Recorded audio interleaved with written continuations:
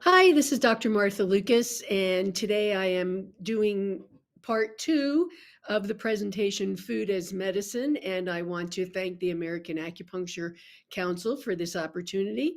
So let's go to our slides. Okay, so last time I mentioned that language can cause experiences, and that a part of what our medicine can do for our patients is give them advice about food. Because food, let's face it, food is medicine that you can take 3, 4, 5 times a day. Also, Western medicine is looking into it too, but we have a different viewpoint of food. So today we're going to go over a little bit of the specialness, if you will, of how TCM looks at food. So first of all, we're going to talk a little bit about the seasons, because in Chinese medicine, food advice can vary with the seasons. Spring is a season of new birth and new growth. And according to Chinese medicine, spring is about the wood element and about liver functioning. And we know that some places where we live have a lot of wind in the spring, and the liver is especially susceptible to wind.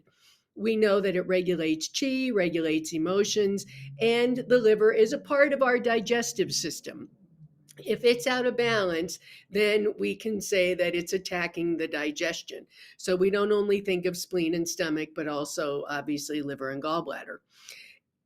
If our patients or us, we don't adapt to the changing climate in spring, we may get susceptible to seasonal health problems like flu, pneumonia, or a relapse of a chronic disease, or allergies. How many of our patients only in spring seem to get allergies? And I've noticed over the years that sometimes it's in the more windy springs. So there we have that relationship between the liver and wind. So we would recommend that they reduce the intake of sour flavors and increase sweet and pungent flavors, because those are the flavors that facilitate the liver to regulate the qi throughout the body. So examples of recommended foods for the spring, there's a list, would include onions, leeks, leaf mustard, Chinese yam, wheat, dates, cilantro. And you'll notice that we have a wide variety, like wheat is one of them. Well, if you have a patient who's gluten intolerant, we need to have other options for them so that they don't feel like they are going to have to eat some. In fact, you need to always read the labels of the herbs that you recommend to people, because some of them do have wheat in them. Fresh green and leafy vegetables, include those in meals, sprouts. And in addition, uncooked, frozen, and fried foods should only be taken in moderation, because number one, the liver has a harder time digesting fried foods. And of course, cold foods are harder and harder for the spleen and stomach, or your overall digestion, to tolerate. Because remember, you partly don't get all the nutrition if your digestion is spending all of its time trying to warm up the food. Also, because previous to spring, sometimes people spend a lot more time indoors during winter.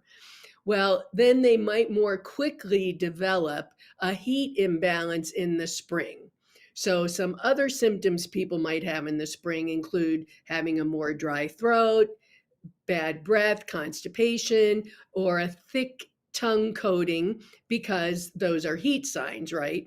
So then we would recommend foods like bananas, pears, water chestnuts, sugarcane, celery, and cucumber to help clear excessive heat. What I do sometimes is suggest that my patients do something like put slices of celery, cucumber, and watermelon rind in water, and that makes a nice hydrating drink. Plus, it's more tasty than just drinking plain water. So sometimes you have to be a little creative, because, as I mentioned in part one, people are very, we'll call it, attached to their diet plan. They're very attached to how they eat food. So sometimes they really don't want us to be playing around with it. In summer, plants grow fast, right? People have more energy. The body's qi and blood become more vigorous than in other seasons. Now, Chinese medicine can say that physiological changes make the heart overfunction and that there's a little too much yang flowing around and in the body during summer when it's hotter. According to five elements theory, an overfunctioning heart restricts lung functioning. It's advisable to eat more foods with pungent flavors and reduce bitter flavors because that'll enhance the lung and maintain normal sweat mechanisms in summer. Sweat is the fluid of the heart and also the bladder and the lungs, and excessive sweating can scatter heart qi and weaken the mind, according to some theories. So the person can be more annoyed, have a little bit of depression or a lower spirit, and be restless and have sleeping issues. And this would be during summer heat. Foods with sour and salty flavors help ease these symptoms. Now, summer isn't the same in every region, right? I am in Denver, the high desert, so our summers, our whole year tends to be drier. So I might give my patients slightly different advice than summer somewhere where it's hot and rainy or it's very, very humid and damp. We have to realize where we are living and kind of create the plan according to that. Like, for example, if you in ancient Chinese medicine, the suggestion was to eat the food you grow. Well, in Denver, we don't have a really long growing season. It's probably 3 or 4 months. But in a place like Gunnison, Colorado, I think it's 31 days. So again, you have to look at where you're living and create the food plan according to where the patient is living. Now, hot, humidity, rainy atmospheres can disturb the fluid and electrolyte balance of the body, and there again lead to lethargy, weakness, fever, thirst, lack of appetite, and even in the extreme, loose stools. So again, looking at that's dampness causing those issues. So foods that will help keep the body cool and balanced include things like watermelon, strawberries, cucumber. Again, you can help your patient just put those in water and create a nice hydrating, cooling drink for the body. In general, the daily diet, even Western medicine says, should contain more fruits and vegetables always, but especially at this time because they're cooling and they can help provide adequate fluids to the body. Now, warm and cooked foods help the digestion work better, right? Because spleen and stomach love warmth. They do not like ice cold drinks. So, with my patients, I like to start their nutritional advice in what I call baby steps. The first baby step is no ice drinks. So, well, maybe sometimes the first baby step, to be honest, is no soda. I'm working with a woman, one of my weight loss patients was drinking sodas every day. And so for her, the first step was no soda. So, again, know your patient, listen carefully to what they usually eat. And so I might say, in this case, no iced drinks and explain to them that in Chinese medicine and even in Western medicine, your digestion is warm. It's not ice cold there inside your body. So if your digestion has to spend all of its time warming up the food, you're missing out on some nutrients. So even in the even in the summer, it sounds like lots of people are like, oh, I could never eat soup in the summer. Well, your warm and cooked foods help your digestive system work more effectively, whereas greasy, raw, frozen foods can what we call damage the digestive system. And then the person might have less of an appetite or diarrhea or acid reflux or some other stomach upset. So even in Chinese tradition in summer, making soups, you can add ingredients that help clear heat and reduce dampness and help the person's digestion keep working well. In autumn, things begin to fall, right? Fall off the trees and fall off stems. but mature, right? Remember, it's always a cycle, right? The leaves fall, they help support good soil, and then the next year they grow again. So in Chinese medicine, autumn correlates with the lung system. So we have things that regulate the skin, respiration, body fluids, immunity, and can be associated with depression. The lungs hold grief. So if someone has grief or depression, you always need to treat the lungs. Like lung 2, the translation of it is something like cloud break or release the clouds, because it's talking about the cloud of emotion, and it could be some damp also, but the clouds of grief. So now the vigorous summer is over and things are moving inward to prepare for winter, where we might even be more inward. So right now we're going to adjust our nutritional advice for the changing seasons, because the weather can be drier, and so again the person might get things like an itchy throat or a dry nose, chapped lips. um, you might see more hair loss in autumn, and also allergies again. Now those can be really, really related to things like a dry nose. So I ask all my allergy patients, do you do a nasal rinse?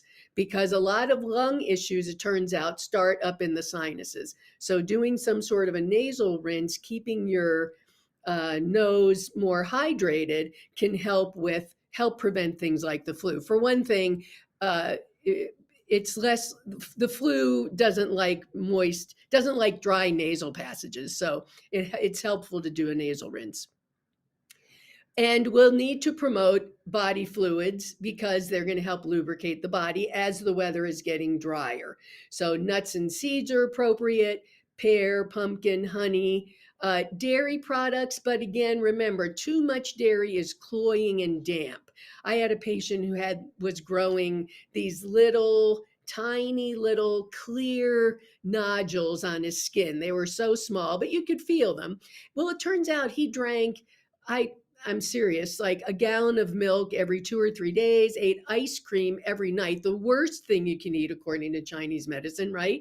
Because it's dairy, which is cloying and damp, and it's frozen. Well, I suggested that for 2 weeks he kind of cut down on his dairy, and lo and behold, those little growths went away. So dairy can be really, really cloying. And then you can, you know, eat more food with sour flavors and reduce pungent flavors like onions and ginger and peppers that can lead to a decrease in body fluids. And then in winter, things really slow down to save energy, right? This is why root vegetables grow underground. It's kind of like how animals hibernate. And even humans might conserve energy and build strength wanting to move into spring. Now, there are a lot of people who exercise all winter, who go out all winter, but in Chinese medicine, theoretically, it's when we're slowing down and we're trying to save energy. So we want to enrich our bodies at that time. Maybe we eat a little more protein at that time. Beef, goose, duck, eggs, Chinese yam. There's a list of ingredients that are common in Chinese dishes during the winter time. And winter corresponds with the kidney system. So it's advisable to eat more foods that associate with the kidney. And the kidney's flavor is salty. Its color is white. So we might choose foods like, for example, I have asparagus on the list, but maybe you would get white asparagus during that time. Winter is also a good time to boost your natural constitution. At this time, we can help boost the constitution so that in spring, the person's chronic conditions don't show up again. For example, allergies. We would be working on the person's allergies during the winter time so that their body is absorbing the nutrients from those foods that we recommend so that in spring their allergies don't come back. So it's harmony between food and weather on a more practical experience. So as I said, some of this advice might seem to contradict what Western medicine says, Or again, you're going to have to be careful in what part of the world your patients live in so that you know how to coordinate the food advice with the weather in their area. Foods become a part of our body after they're consumed, so we are treating the person's body with food. Food is one of the 8 foundations of traditional Chinese medicine, along with other things like herbal medicine, body work, including things like gua sha and Tui Na, and of course, acupuncture, which is the most well-known therapy in Chinese medicine. But a knowledge of food energetics can deeply supplement your ability to help your patients. So this next section, we're going to talk a little bit more about how to work successfully with food with certain conditions or procedures that your patients are going to have to go through. Because the stronger our digestion is, the better we are able to tolerate the food we eat. We are better processors of the food. If we have to have a procedure, for example, a surgery, our immune system is going to be stronger because our digestion is our earth element. It's the core. Everything surrounds the digestion. So trying to make our patients have good digestion or improve their digestion is going to help everything, including their skin. And remember, if they're going to have something like a procedure, they're likely to start worrying about it or ruminating about it. And we have to help them with that also, because as we know, worry actually makes the digestive pulses go backward and then back toward the kidney, what I call attacking the kidney. So something like worry and ruminating, we really, really do need to help our patients with that. So for example, before a surgery, I recently had a patient have surgery for breast cancer. So I always tell my patients you need to come in before your procedure and then after your procedure. Before your procedure, this is what we need to do: build up your system, your digestion, build up your immune system, because surgery is really, it's even though the person may need it, it's a quote unquote good thing because they're having something like a cancer removed. It's still going to potentially create some negative impact on the body. Like, for example, stagnated qi. So we want to get their immune system working. We want to help them, like, with some ideas. Don't mix food and work. In other words, pay attention to eating, chew well. That's how you get nutrients out of your food. Stop before you're full. Let's cut down on cold foods. No soda or diet soda I have down there. It just has too much sugar and chemicals in it. So helping them work with their digestion before their procedure, looking at, are they cold? Do you need to add warm foods to their diet? Do you need to warm them up before their procedure? If they're yin deficient, now, here's this woman she's in her 60s, so probably yin deficient. If they're elderly, going through perimenopause, or they have issues with yang rising like headaches, then you need to add yin strengthening foods to their diet. Like, I love sea plants for that. And so keeping them, looking at what's going on, getting their digestion stronger before their procedure. Qi deficient patient, you're going to, number one, recommend fresh air and exercise. Those are actually good recipes for your Qi deficient patient. Obviously, they might need to start slowly, but fresh air and exercise are good for them. They can make an oat porridge. You can recommend Qigong to them. Your blood deficient patient, now they're going to be blood deficient after surgery. So this is why they need to come in before and after surgery. So we might have some post-op recommendations for them too, because they need to build blood again. So foods that are chlorophyll rich. Of course, meat has blood in it. For your vegetarian, they can eat foods like beans. And then blood is particularly weakened by sugar. So trying to get people to cut down on the amount of sugar in their diet. Plus, we know too much sugar negatively affects the spleen, right? It'll start to create dampness. The spleen its flavor is sweet, but it doesn't like too much sweet. And then looking for people who have phlegm. Right now, they might have acne, right? Acne absolutely can be a damp issue. It can be a heat issue. That's why we not only need to treat it topically, but we also need to treat it internally. So you might have them reduce things like dairy products if you know that they have too much damp in their bodies. Foods that can resolve dampness are adzuki beans, barley, celery, radishes, seaweed, and garlic. And remember, some of these foods have more than one property. Most of them do. So looking at that helps your patient. So if a patient's going to surgery, they've had surgery, they're going to have chemotherapy, they've had chemotherapy, food is a great way to help treat them. Boost their immune system. For chemotherapy, you also need to make sure that you're helping reduce the toxic heat that's affecting the kidneys. And then boost their immune system, get their reduce mucus. If they've had analgesia, which they have for surgery, you want to help the liver process all that. So there's a lot to do post-surgery. Boost their immune system with cruciferous vegetables.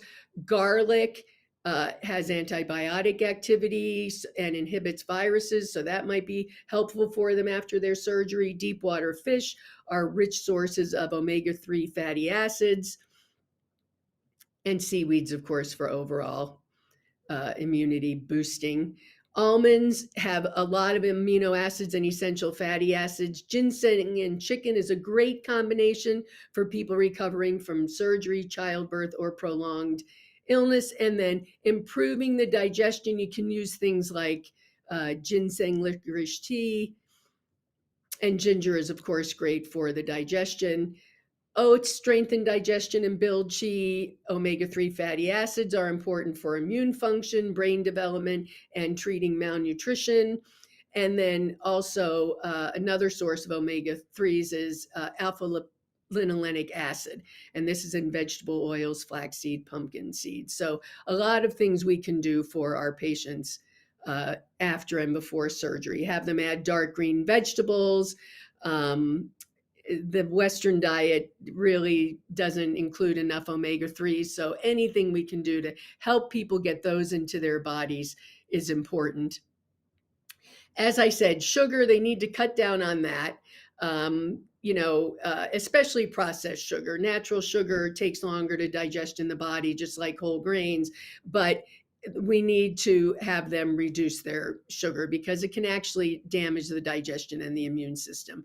Also, too much processed sugar contributes to herpes outbreaks, PMS, nervousness, and irritability. So the best source of sweetness for our patients are foods like sweet potatoes, natural sweeteners, instead of allowing them or giving them good advice on why not to eat too much processed sugar. And then the post-surgery diet can include a lot of things I've said: grains, vegetables, seaweeds, supplementation with fish for essential fatty acids, and then a little more fiber so we can get the toxins out of their body. And finally, to treat arthritic or rheumatic conditions, avoid excess meat or protein, alcohol, tobacco, coffee, again, refined sugar, all of those can lead to having a little more pain.